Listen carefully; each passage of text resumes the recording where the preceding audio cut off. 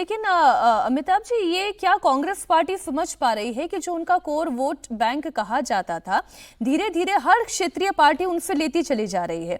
बिहार में आरजेडी ले रही है, समाजवादी पार्टी इधर उत्तर प्रदेश में उनसे ले रही है। यहाँ असम की बात की जाए तो यहाँ पर बदरुद्दीन अजमल आ गए हैं, वहां पर उनकी ताकत क्षीण कर रहे हैं। क्या कांग्रेस पार्टी इस पर कोई असेसमेंट, कोई रणनीति, कोई इस बार के चुनाव में आपको ऐसी स्ट्रैटेजी दिखाई दी जिसमें कांग्रेस पार्टी एग्रेसिवली इन वोटर्स को भी अपने साथ कर रही हो?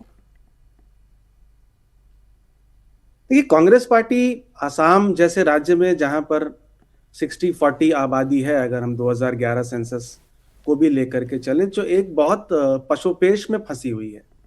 अगर वो ओवर्टली मुस्लिम समाज के वोट्स को अट्रैक्ट करती है, उसके लिए काम करती है, तो उसके ऊपर तगमा लग जाएगा आसाम में कि वो एंटी मेजॉरिटी है। और वहां पर हमने देखा ही है कि काफी ज्यादा घुसपैठियों और इलीगल इमिग्रेशन का मुद्दा है।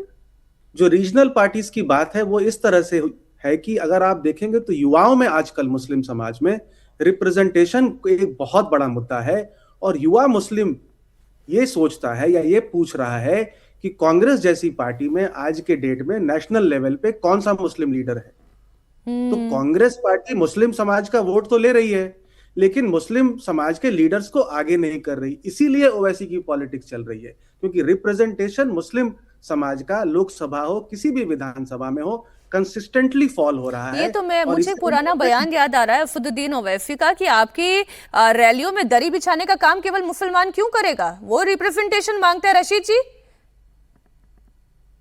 मीनाक्षी, मैं फिर कहूंगा आज की चर्चा में हमें एक ऐसा कागज के फूल की तरफ बड़ा झुकाव आ रहा है, ऐसे फूल जिनमें कोई खुशबू नहीं होती। अमिताभ ने जो जिक्र किया दुबली का, मार्जिन नहीं बताया। मार्जिन ऑफ डिफीट जो थी अजमल इत्र वाले की क्या थी, 10,50,000 वोट से वो हारे थे। मीनाक्षी, मैं फिर रिपीट करूंगा, 10,50,000 वोट से हारे थे। इंदौर के बाद वो सबसे बड़ी जो थी जीत का मार्जिन था, इंदौर में 11 लाख था। तो ऐसी बातों पर हम ये चर्चा कर रहे हैं, इन कागज के फूल को प्रस्तुत कर रहे हैं कि ये चमकेंगे और उनसे खुशबू आएगी। मुझे लगता है कागज के फूल 11-11 सीटें लेकर आ जाने वाले अगर हो तो कागज के फूल पर भी परफ्यूम छिड़कना ही पड़ेगा।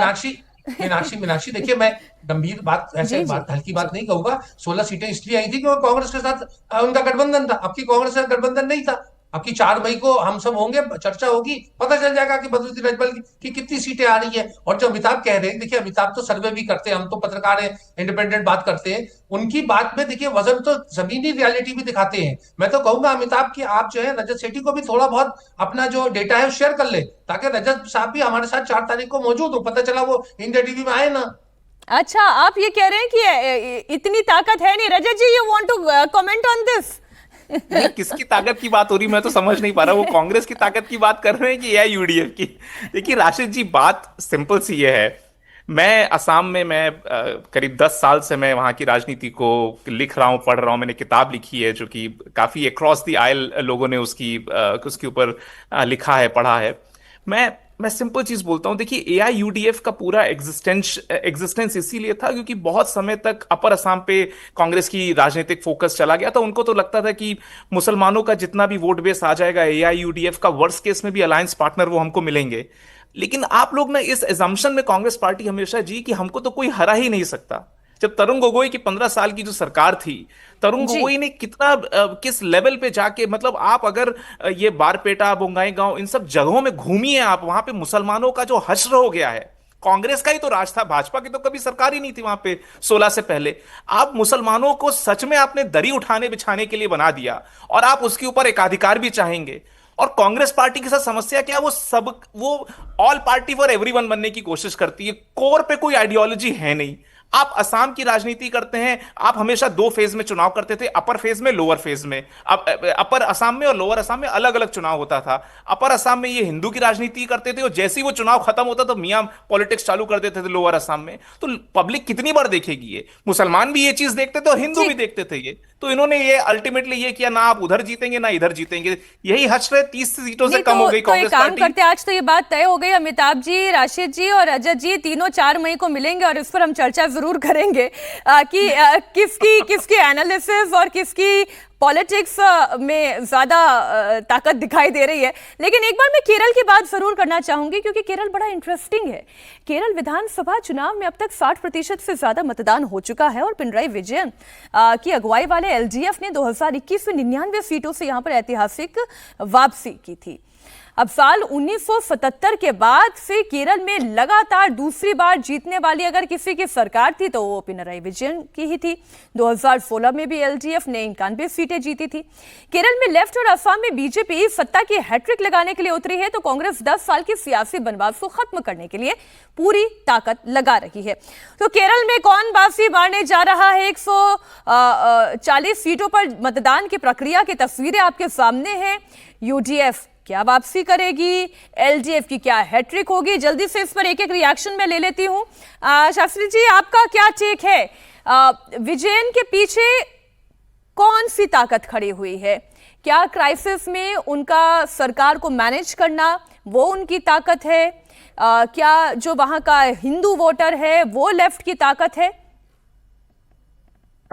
मीनाक्षी जी, केरलम की जब आप बात करेंगे, वहां पे हमेशा किसी और दो अलायंसेस में से किसी एक को हर बार ऑल्टरनेट करते जाते थे। पिछली बार वो नहीं हुआ। इस बार साफ लग रहा है कि एलडीएफ के विरुद्ध एक एंटी इनकम्बेंसी सेंटिमेंट काफी स्ट्रांग है, और इस सेंटिमेंट को यूडीएफ ज्यादा उसका फायदा उठा सकेगा। बीजेपी भी उसका फायदा उठा रहा है, पर शायद ज्यादा फायदा उसका यूडीएफ की तरफ जाएगा। पर मेरे एक ही प्रश्न है यहाँ पे, क्या कांग्रेस एक केरल में हरियाणा करेगा? वही डर काफी लोगों में है कि कांग्रेस जिस तरह से हरियाणा में एक विक्ट्री जो हो सकती थी उसको उसने डिफीट में कन्वर्ट किया। मैं जल्दी से सर ब्रेक पर जाने से पहले एक क्विक कमेंट अमिताभ जी इस पर आपका ले लेती हूँ। केरलम में क्या कांग्रेस हरियाणा कटे जा रही है? वो तो राशिद भाई साहब ज्यादा बता सकते हैं, लेकिन एक बात जरूर है कि जो एलडीएफ के जो स्ट्रेंथ की आप बात कर रहे थे, पिनराई विजयन की जो वेलफेयर स्ट्रेंथ, उनका स्ट्रेंथ है स्कूल्स, हॉस्पिटल्स, इंफ्रास्ट्रक्चर डेवलपमेंट, महिलाओं में अच्छी खासी पकड़ है, महिला वोट बैंक 53% है। लेकिन एक गवर्नेंस फटीग भी है। जहां पर लोगों की फितरत हर 5 साल में सरकार बदलने की है, यहां पर यह सरकार 10 साल से है। तो एलडीएफ वर्सेस यूडीएफ की लड़ाई है। उसमें भी दोनों जो कैप्टन है वो सीपीएम है और कांग्रेस है। सीपीएम या कांग्रेस, इन दोनों में से जो 50 सीट खुद जीत जाएगा वो ये चुनाव निकाल